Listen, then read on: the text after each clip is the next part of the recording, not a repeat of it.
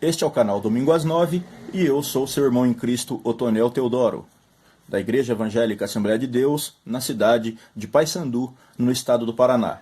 Estamos nos encontrando para comentar a lição de número 11 do terceiro trimestre de 2019 e estudaremos a lição que tem o título A Mordomia das Obras de Misericórdia, do dia 15 de setembro de 2019.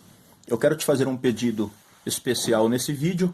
Eu quero pedir que você assista esse vídeo até o final.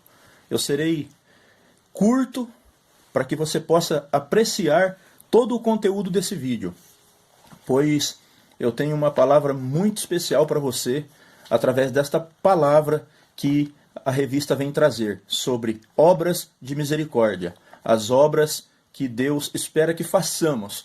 Então, fique comigo até o final desse vídeo. Prometo ser mais rápido que nos outros vídeos para que você aprecie totalmente. Deixando só um pedido rápido, que você curta esse canal, que você se inscreva nele, que você ative o joinha para que você receba os vídeos posteriores em primeira mão e não deixando de acompanhar esse canal, pois quando você acompanha esse canal, quando você se inscreve, é muito importante para nós. Isso valoriza o nosso trabalho e você será gratificado recebendo os vídeos em primeira mão. Muito obrigado e vamos para a nossa aula deste dia 15 de setembro de 2019.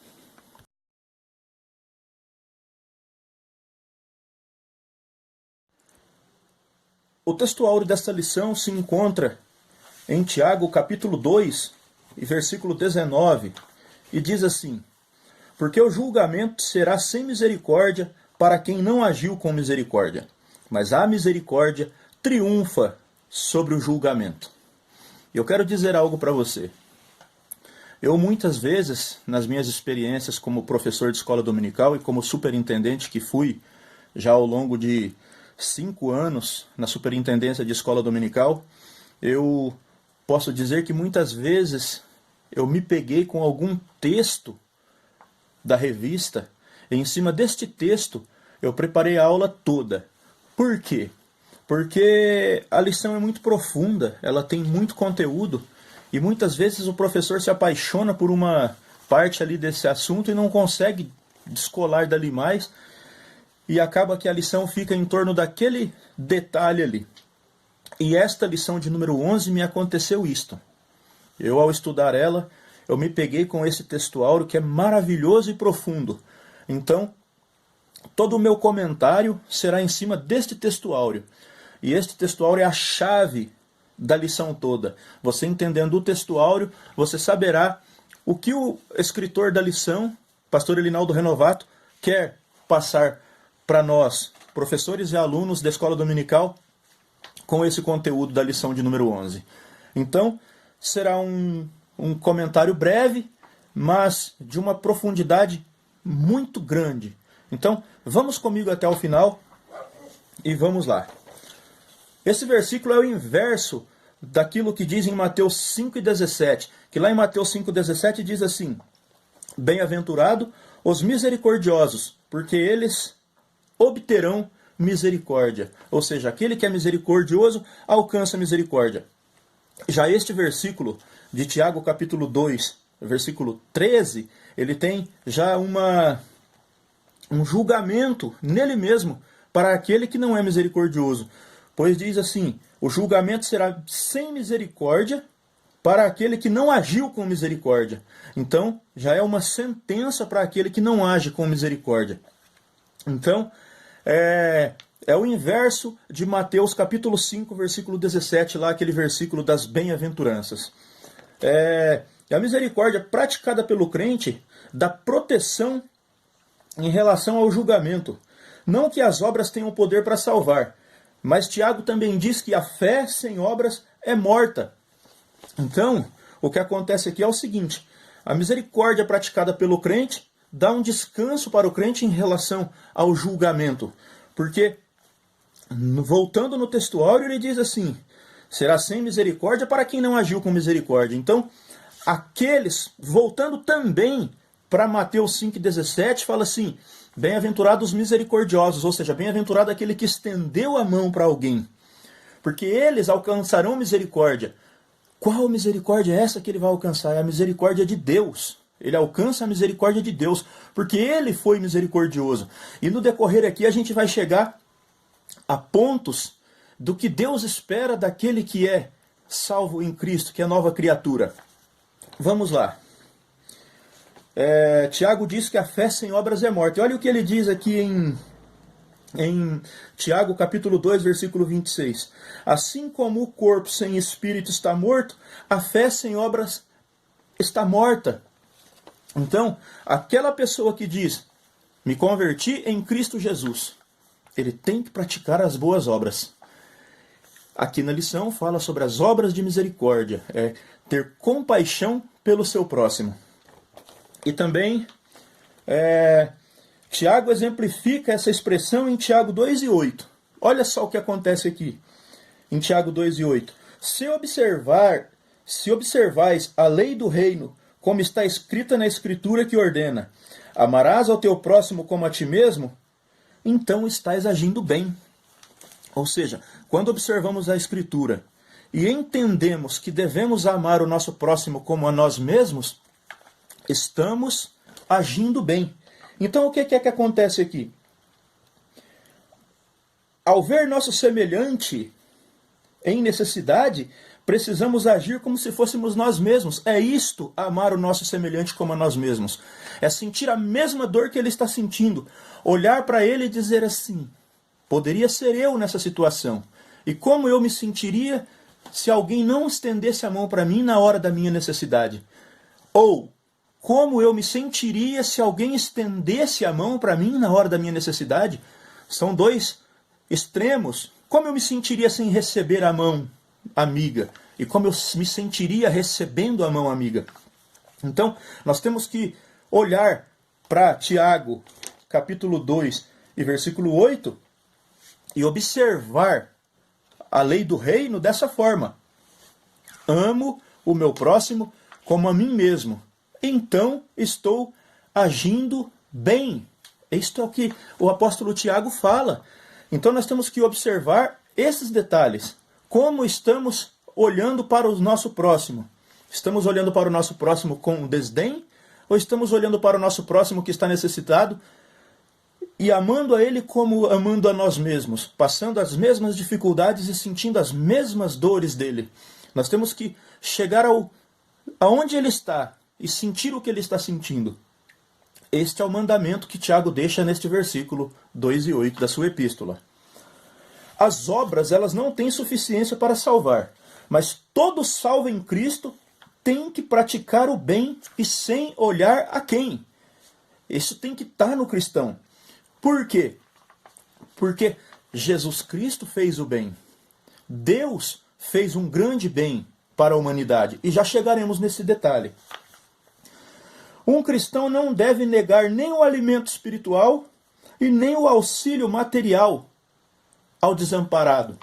Ou seja, aquele que nasceu em Cristo, ele tem que estar pronto a levar uma palavra amiga ao coração necessitado e suprir a necessidade, quando necessária, daquele que precisa. Tem que agir com misericórdia. Este é o mandamento cristão. É isto que Deus espera daqueles que nasceram em Cristo, seu Filho Jesus Cristo. É isto que Deus espera daqueles que nasceram de novo, nasceu de novo no seu Filho, que é lavado e remido no sangue do Cordeiro, seu Filho. É isto que Deus espera. Deus espera que ele tenha misericórdia, que ele seja misericordioso, porque Deus foi misericordioso para conosco. Então olha só o que acontece. Quando a misericórdia de Deus alcançou o homem, e Deus deu seu Filho em favor do homem, como está escrito em João capítulo 3, versículo 16. Então, o que é que acontece? Quem nasce em Cristo passa a ser filho de Deus. Como diz em João capítulo 1, versículo 12. Veio para que era seu, e o seu não recebeu. Mas toda quanto recebeu, recebeu quem? Recebeu a Cristo.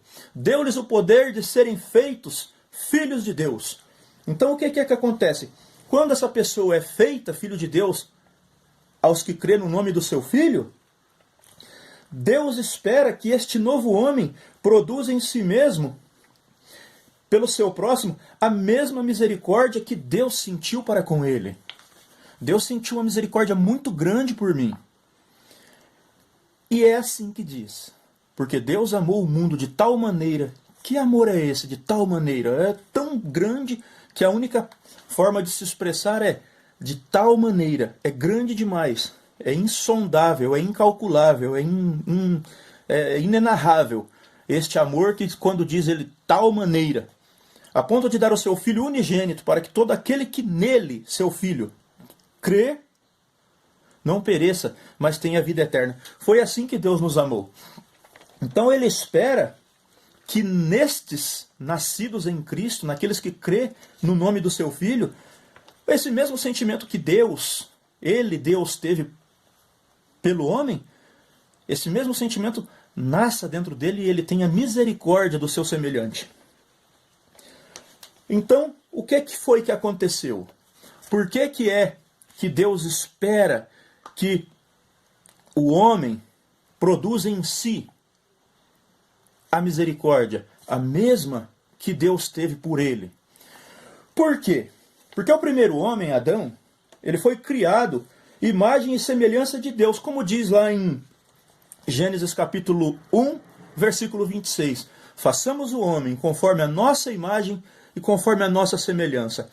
Como assim? Olha só. Por que eles eram conforme a imagem de Deus e a semelhança de Deus? Porque eles não tinham pecado, eram santos, tinham sabedoria e um coração amoroso e o poder de decisão para fazer o que era certo. Porém, aconteceu algo ali. Quando eles pecaram, a semelhança do homem com Deus foi desvirtuada. Ele passa a não ser mais parecido com Deus por causa do pecado. O homem pecador não é parecido com Deus. Ele está morto. Então o que é que acontece? Olha só o que acontece. Mas na redenção, os crentes devem ser renovados segundo a semelhança moral original. Ou seja, o homem nasce de novo. E aí o que é que acontece? Nós precisamos encontrar respaldo bíblico para isso que eu estou falando. Então nós vamos para a Bíblia. E a Bíblia em Efésios capítulo 4, versículos 22 ao 24 diz assim. Olha lá. Efésios capítulo 4, versículos 22 ao 24. Quanto à antiga maneira de viver, vocês foram ensinados a despir-se do velho homem, que se corrompe por desejos enganosos, a serem renovados no modo de pensar e a revestir-se do novo homem, criado para ser semelhante a Deus em justiça e em santidade, provenientes da verdade. O homem volta a ter a imagem, volta a ter a semelhança de Deus em justiça e em santidade, provenientes da verdade. Então o que Deus espera é que o homem produza em si a misericórdia pelo seu semelhante. Porque como eu já disse e já repeti várias vezes, porque Deus teve misericórdia de mim e de você. Então Deus espera que nós tenhamos a misericórdia e sejamos, como a lição diz, sejamos mordomos das obras de misericórdia. Que possamos fazer isso pelo nosso semelhante. Então, vamos também, para não ficar em apenas uma referência, porque temos que concordar com aquilo que falamos. A Bíblia é um livro de concordância. Então, em Colossenses capítulo 3, versículo 10, diz assim: E vos vestistes do novo, que se renova para o conhecimento, segundo a imagem daquele que o criou. Olha o que acontece aqui. Vos vestistes do novo, que se renova para o conhecimento segundo a imagem daquele que o criou. Quem foi que me criou? Foi Deus. Então Deus espera que conforme a sua imagem e semelhança eu produza as mesmas coisas que ele produz. E como eu já fui enfático repetindo isto aqui, Deus quer que eu produza misericórdia para com o meu próximo. Vamos um pouco mais adiante aqui. Eu disse que seria breve, nós já estamos chegando ao final. Olha só o que acontece aqui. Em Cristo, temos que expressar ao mundo o sentimento de Deus, que é um Deus misericordioso. Nós temos que, em Cristo, expressar ao mundo o sentimento de Deus, que é um Deus misericordioso. Nós temos que mostrar para o mundo o amor de Deus. Então, o que eu posso exemplificar aqui é indo lá para a parábola do bom samaritano, que está escrita em Lucas, no capítulo 10, do versículo 25 ao versículo 37. E eu quero, antes de falar dessa parábola, dizer que nós somos a imagem de Deus para a humanidade. O homem não vê a Deus, mas ele vê a nós. Nós somos filhos de Deus, feitos filhos de Deus através do novo nascimento em Jesus Cristo. Então, o mundo verá as obras de Deus sendo realizadas neles através da minha e da sua vida, da vida de você que me assiste. Então, o que é que acontece? Quando nós, cristãos, estendemos a nossa mão para alguém que precisa, é como se nós estivéssemos sendo o próprio Deus ali para a vida daquela pessoa. Somos nós os representantes de Deus. Porque Jesus disse lá, e ser-me-eis testemunhas, tanto em Jerusalém, como em Samaria, como em toda a Judéia e até os confins da terra. Ou seja, onde nós estivermos, nós somos representantes de Deus naquele lugar onde nós colocarmos a planta dos nossos pés. É como se Deus estivesse chegado ali, é como se tivesse chegado boas novas de salvação para aquelas pessoas. É isso que acontece. Agora eu quero falar aqui sobre a parábola do bom samaritano. Primeiro passou um doutor da lei, depois passou um levita e depois passou um bom samaritano. Olha só o que acontece. Passa um, passa o outro, depois passa o terceiro. Se você parar para pensar sobre essa parábola, onde é que você vê a ação de Deus para com a vida daquele que foi ferido, que foi tomado pelos salteadores e estava ali quase dado como morto? Quem foi que representou Deus ali com misericórdia para com a vida daquele que foi tomado pelo salteador? Foi o bom samaritano.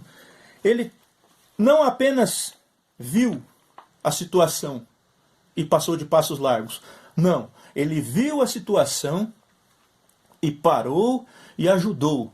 Ou seja, ele colocou em prática aquilo que tinha dentro dele, que era expressar o amor por aquela pessoa que estava caída ali. Sabe por quê? Porque ele se colocou como se fosse ele ali naquela situação. Então ele estende a mão para aquele que estava ali caído, leva até a hospedagem, paga o tratamento dele e ainda diz, caso aconteça de ficar mais caro, na volta eu termino de pagar aí o custo, aí, aquilo que for necessário para cuidar dele. Então o que nós temos que pensar é, nós temos que mostrar Deus na nossa vida através das nossas atitudes, através das nossas ações, nós devemos demonstrar Deus presente em nós. E é só assim que nós conseguimos mostrar que nós estamos agindo conforme Deus espera que a gente faça no nosso modo de agir. Vale ressaltar aqui um testemunho que eu vivi, e eu estive ontem no meu trabalho pensando a respeito disso,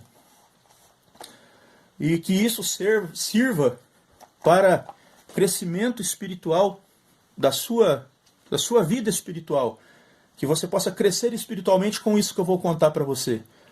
Não é para a minha honra e nem para a minha glória, mas é para a honra e glória daquele que fez eu tomar essa atitude e agir desta forma. Nos anos de 2002, eu, ainda bastante jovem, eu entrei em uma empresa, eu tinha pouco mais de um mês, numa empresa em que eu trabalhei na cidade de Paranaguá, e aconteceu que nós entramos para trabalhar e fomos realocados de setor e nós fomos trabalhar com um pessoal até grande. Nós estávamos aí numa equipe aí de umas 18 a 23 pessoas, não me lembro exatamente, mas era uma equipe relativamente grande. E nós estávamos fazendo diversos serviços dentro da fábrica. E nós éramos recém-contratados da empresa, nós éramos funcionários da própria empresa.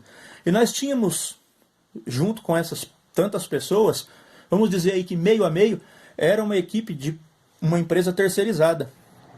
E nesta equipe da empresa terceirizada, tinha um jovem senhor, vamos dizer que naquela época ele devia estar aí na faixa aí dos seus 27 anos. Na época eu tinha 22 anos, ainda era bastante jovem. E o que aconteceu ali foi o seguinte: eu era cristão, eu tinha mais 2 cristãos junto comigo nessa equipe na qual a gente estava, e este jovem senhor casado, ele tinha por costume criticar bastante os evangélicos, os cristãos. E neste momento eu, ainda tão jovem, não tinha, vamos dizer assim, o conhecimento, até a experiência de vida cristã que nós temos hoje, mas eu ouvia aquilo, posso ser muito sincero que ficava um pouco irritado, mas eu não revidava.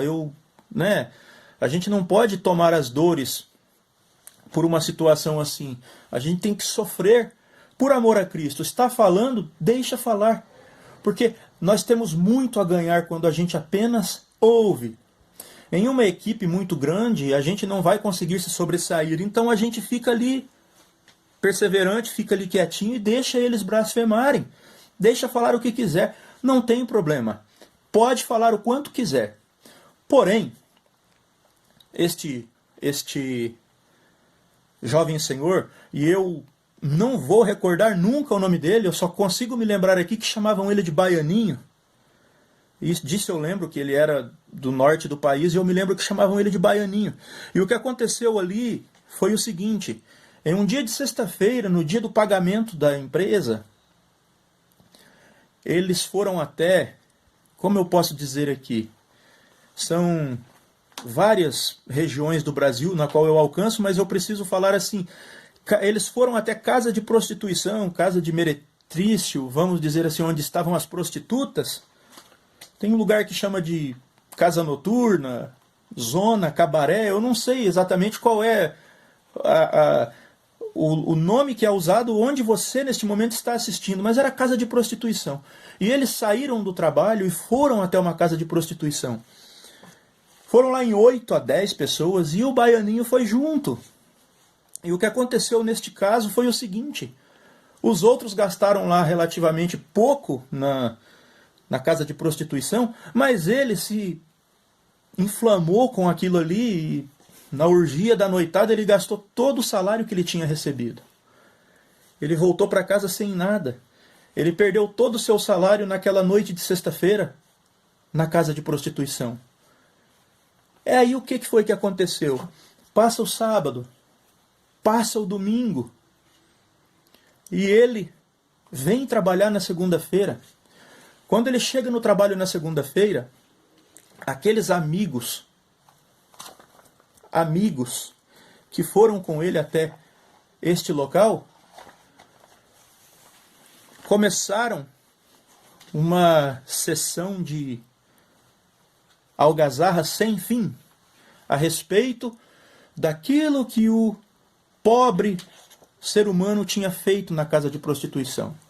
Eles contaram para uma fábrica na qual tinha mais de 500 funcionários, e eles tomaram aquela pessoa como alvo de chacota e uma algazarra desenfreada. E isto se estendeu pela segunda, pela terça e pela quarta-feira, e no decorrer da semana isto já estava lá pela quarta-feira ou quinta-feira, não me recordo exatamente, porque já se vão lá, perto aí de seus 18 anos atrás. Mas no começo, ali na segunda e terça, nos primeiros dias, ele ria, ele estava ali um pouco até, achando até engraçado tudo aquilo. Só que quando chegou mais adiante ali no decorrer da semana e o pagamento não chegou em casa e a esposa E as crianças esperavam que chegasse o sustento do mês, e o pobre coitado fez aquilo. O que foi que aconteceu? A consciência dele começou a pesar. E o sarro não parava. Quem trabalha em grandes equipes tem experiência e sabe do que eu estou falando. E o que aconteceu foi que este jovem senhor começou a se aborrecer. Este jovem senhor começou a se entristecer, a ponto de ficar numa solidão profunda e já não falava mais nada. E eles sempre dizendo: Baianinho, vamos para tal lugar, vamos para lá, vamos lá, vamos torrar tudo, e aquela coisa que não parava. Até que num determinado momento, de um dia, talvez na quarta, talvez na quinta, não me recordo mais, não tem como eu afirmar qual dia da semana foi, se depara eu e ele e eu, e mais ninguém no local. Era uma manhã. Eu cheguei nesse rapaz e falei para ele: o pessoal tá pegando pesado com você, né? Ele falou: está sim. Eu falei para ele: você tá gostando disso? Ele falou: ah, já deu, né? Já ficou chato já. Eu falei assim: e qual é o teu... como que você tá se sentindo? Ele falou: tô me sentindo péssimo. Eu falei assim: e ninguém te ajuda, ninguém faz nada por você, a única coisa que eles querem fazer com você é esnobar de você, é tirar sarro de você, é zoar com a tua cara. E você está numa situação que você precisa de ajuda, ninguém se propôs a te ajudar. Ele falou: pois é, e muito triste, assim, uma pessoa que se sentiu muito solitária. E eu parado ali do lado dele, conversando com ele. Aí eu senti de fazer uma pergunta: você aceita uma ajuda minha? Eu me recordo que ele disse: não, você não é obrigado a me ajudar. Eu falei: não é questão de dizer se eu sou obrigado ou não a te ajudar. Eu estou perguntando para você se você quer a minha ajuda, se eu posso te ajudar. Aí ele falou: se você puder me ajudar, então eu aceito. Aí eu perguntei para ele do que ele estava precisando, e a casa dele estava em falta de tudo. A despensa dele estava vazia, ele estava passando necessidade, passando dificuldade na sua casa. E abreviando o nosso assunto aqui, o que eu posso dizer para vocês é que eu tinha na minha casa um cofrinho, um porta-moedas dos Gideões Missionários da Última Hora. Me recordo disso até hoje. Que eu tinha ido até o Gideões em 2002 e tinha retornado trazendo, me parece que era aquela pequena arca de papel, de papelão que você montava e colava e colocava as moedas. Eu tinha algum dinheiro que eu estava ajuntando ali para dar uma oferta no próximo Gideões, quando eu fosse novamente.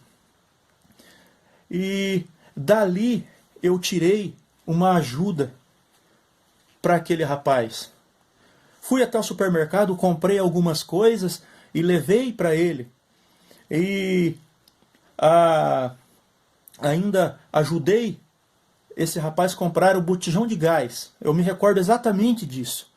Eu não estou dizendo isso aqui para a minha honra e para a minha glória. Estou dizendo isso para o nome do Senhor ser glorificado. O que aconteceu foi o seguinte: eu fiz esta ação de misericórdia para com esta pessoa. Isto foi em abril de 2002, ou maio de 2002. Em um desses 2 meses aí foi que isto aconteceu. Ou foi em abril de 2002 ou foi em maio de 2002. E o tempo passou. O tempo passou. E o tempo passou muito. Lá pelas voltas de 2010 para 2011, uma pessoa chegou para mim e disse assim: eu nunca me esqueço daquilo que você fez para o Baianinho. Eu fiz 2 perguntas para esta pessoa: o que foi que eu fiz e quem é o Baianinho? Aí ele falou assim: você não lembra que o Baianinho foi lá na zona e gastou todo o dinheiro e você ajudou ele? Eu falei: é verdade, eu lembro disso, me recordo disso. Ele falou assim: então, rapaz, a gente só tirava sarro do homem e você ajudou. Não, você foi muito legal com ele. Eu falei assim: não, o meu sentimento naquele momento foi de ajudar, só que eu me senti um pouco também obrigado a fazer aquilo para provar para ele que o cristão, ele não olha o que é que a pessoa fez por ele. Na hora da dificuldade, o cristão tem que ser o primeiro a estender a mão a quem precisa. O cristão tem que estar apto a ajudar aquele que precisa, independente de causas, razões ou circunstâncias. O cristão tem que estender a mão para aquele que está necessitado. E mais, eu não sei agora em 2019 onde está esse ser humano, onde está esse cidadão. Eu não sei se está vivo, onde está esta pessoa. Mas onde ele estiver, no dia que ele lembrar que ele passou necessidade, ele vai se lembrar também que foi um cristão que estendeu a mão para ele. Que aqueles iguais a ele, ninguém foi capaz de estender a mão para ele na hora que ele estava precisando. Porque cair é coisa do homem. O levantar é de Deus. Só que nós temos que ser os representantes de Deus na vida dessa pessoa. Onde ele estiver, eu não sei, não consigo saber onde é que este ser humano está. Mas, passadas as suas experiências de vida, o dia que ele se lembrar que ele passou dificuldade por uma situação, ele vai se lembrar que foi um cristão que estendeu a mão para ele. Então, eu digo que onde estiver, seja por qual motivo que alguém estiver passando dificuldades ou necessidades, se alguém tem que estender a mão para essa pessoa que está passando necessidades ou dificuldades, que seja o cristão. Para que ele possa ver Deus trabalhando na vida dele através desta pessoa que estendeu a mão para ele. Ele precisa sentir a mão de Deus sendo estendida para ele através da sua vida, através da minha vida.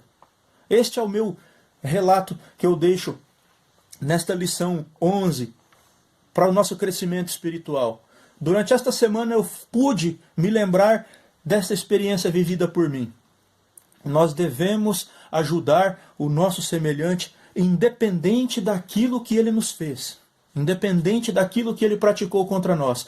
Na hora da sua necessidade, nós temos que nos vestir deste novo que se renova para o conhecimento segundo a imagem daquele que o criou. Aquele que me criou é misericordioso. Aquele que me criou é misericordioso, ele é amoroso, ele tem um amor tão grande a ponto de dar o seu Filho Jesus em nosso favor, para salvar a nossa vida. E quando nós conhecemos o seu Filho, nós passamos a ser filhos seus, através deste Filho que morreu na cruz para nos salvar. Então, o que nós devemos fazer é ser misericordiosos. Nós devemos ser misericordiosos, porque nós já fomos alcançados pela misericórdia. Logo, produzimos misericórdia em nós para alcançarmos aqueles que ainda não foram alcançados. Esta é a minha palavra nesta lição 11. Eu espero que eu tenha alcançado o seu objetivo, a sua busca nessa aula. E eu espero que você tenha vindo até aqui para você ter vivido comigo esta experiência na qual eu contei. Deus abençoe você. Deus abençoe a sua semana. Deus abençoe a sua aula de escola dominical. Nunca se esqueça. Seja misericordioso. Sejamos mordomos das obras de misericórdia, É isto que Deus requer daqueles que foram lavados e remidos no sangue do Cordeiro, seu Filho, Jesus Cristo. Deus abençoe. Amém. A Bíblia diz em Gálatas capítulo 6, versículo 10, diz exatamente assim: Então, enquanto temos tempo, façamos o bem a todos, mas principalmente aos domésticos da fé.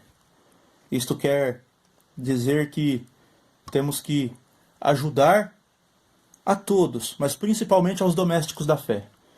E eu quero deixar um recado aqui para você, pastor, para você, dirigente de igreja.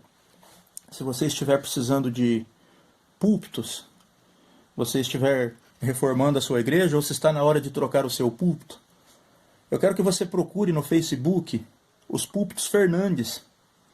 É do irmão Valdemir Carlos Fernandes, da cidade de São José dos Pinhais. Ele fabrica púlpitos e ele vai fabricar um púlpito muito lindo para a sua igreja. Ele é membro da Igreja Assembleia de Deus, da cidade de São José dos Pinhais, ali da igreja do pastor Ival Teodoro. É nosso irmão na fé. E vamos cumprir Gálatas capítulo 6, versículo 10 na nossa vida, na vida da sua igreja. Vamos ajudar os domésticos da fé.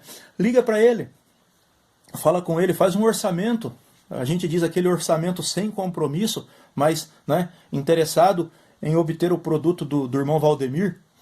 O seu celular, eu vou deixar no rodapé aqui, mas o seu celular e o WhatsApp é 41, da região metropolitana de Curitiba, 998 25 293.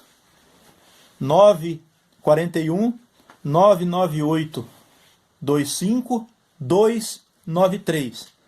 Vai estar aqui no vídeo, eu vou colocar no vídeo também, mas repetindo aqui, 41 99 825 293. Procure na rede social, no Facebook, Púlpitos Fernandes, você vai encontrar ali, vai ver fotos ali dos púlpitos que o irmão Valdemir faz. Ajude nosso irmão em Cristo e Deus vai abençoar a sua vida e também a vida do irmão Valdemir. Deus abençoe, esse é o recado, até a próxima.